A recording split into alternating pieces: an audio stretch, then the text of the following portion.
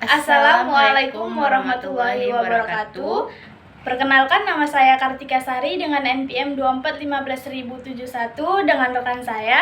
Perkenalkan, nama saya Kanisa Maharani dengan NPM 2415018. Di sini kami akan memaparkan hasil diskusi kami yang berjudul Jurnal Penutup, Neraca Saldo Setelah Penutup, dan Jurnal Pembali di Perusahaan Manufaktur. Baik, di sini saya akan menjelaskan jurnal penutup. Jurnal penutup adalah catatan akuntansi yang digunakan untuk menutup akun-akun sementara pada akhir periode akuntansi. Tujuan dari jurnal penutup adalah untuk memindahkan saldo dari akun pendapatan dan akun beban ke akun laba ditahan.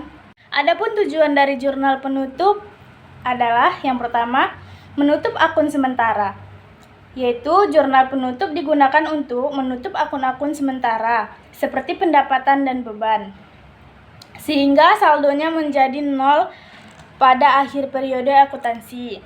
Yang kedua, menghitung laba atau rugi, yaitu dengan menutup akun pendapatan dan beban.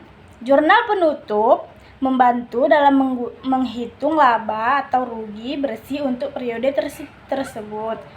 Dan yang ketiga, mempersiapkan buku untuk periode berikutnya, yaitu dengan menutup akun sementara.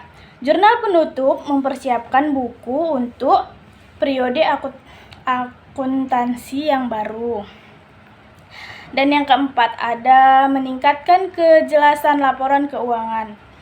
Jurnal penutup membantu dalam menyajikan laporan keuangan yang lebih jelas dan akurat, karena hanya mencakup akun permanen yang relevan untuk periode yang sedang berjalan. Contoh jurnal penutup.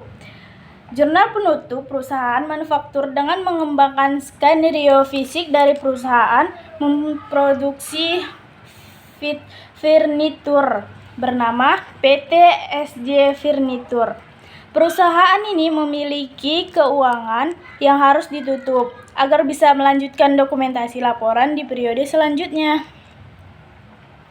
Dimulai dari pendapatan penjualan untuk periode bulan Maret berjumlah 500 juta, beban bahan baku berjumlah 200 juta, beban gaji berjumlah 100 juta, beban penjualan berjumlah 20 juta.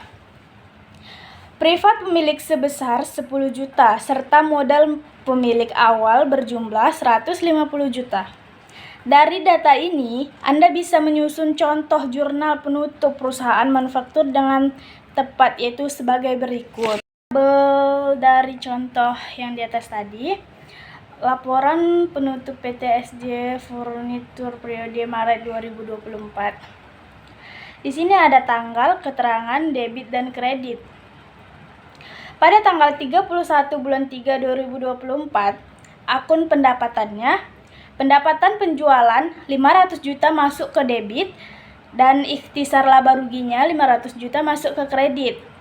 Dan pada tanggal 31 bulan 3 2024, akun beban, ikhtisar laba rugi masuk ke debit sejumlah 400 juta, beban bahan baku masuk ke kredit sejumlah 200 juta, beban gaji masuk ke kredit sejumlah 100 juta, beban overhead pabrik 50 juta masuk ke kredit, beban administrasi dan umum 30 juta masuk ke kredit, dan beban penjualan 20 juta masuk ke kredit. Pada tanggal 31 bulan 3 2024, akun ikhtisar laba ruginya sejumlah 100 juta masuk ke debit dan modal pabriknya 100 juta masuk ke kredit.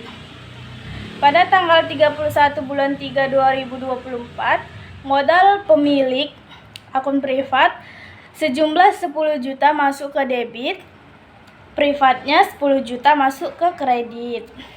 Ke judul kedua, yaitu neraca saldo setelah penutup. Yang dimaksud dengan neraca saldo setelah penutup adalah neraca saldo setelah penutup daftar saldo akun-akun real, kewajiban, dan ekuitas pada akhir periode akuntansi setelah semua akun-akun nominal atau pendapatan data dan beban ditutup.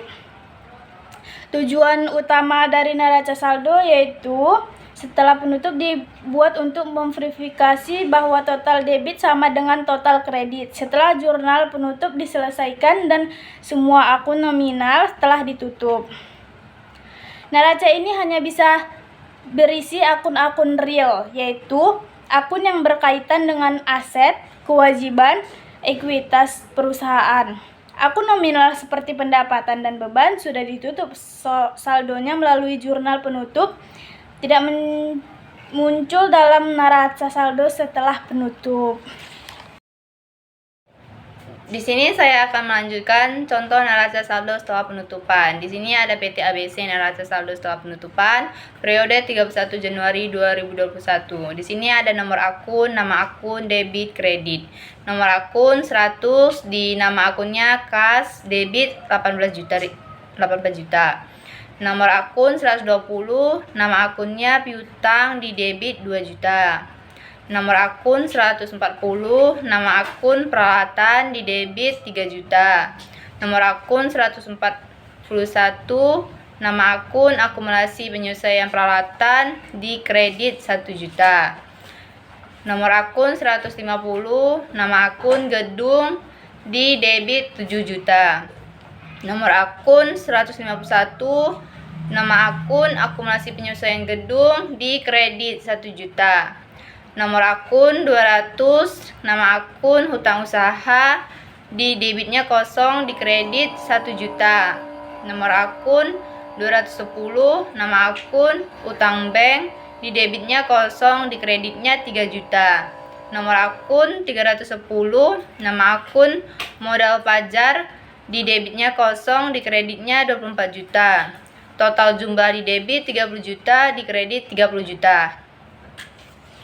Melalui jenis neraca di atas, Anda dapat mengetahui besar modal atau aset serta pasifa apakah dalam keadaan seimbang atau tidak. Jika seimbang, maka artinya pencatatan transaksi sudah benar dan tidak ada ketimpangan. Selain itu, pembuatan neraca saldo setelah penutupan dapat mengurangi risiko kekurangan yang bisa saja terjadi. Yang ketiga yaitu jurnal pembalik. Jurnal pembalik atau reserve entry adalah jurnal yang dibuat pada awal periode akuntansi baru untuk membalikkan jurnal penyesuaian yang dibuat pada akhir periode sebelumnya. Tujuannya adalah untuk menyederhanakan pencatatan transaksi di periode berikutnya dan meminimalkan kesalahan pencatatan ganda.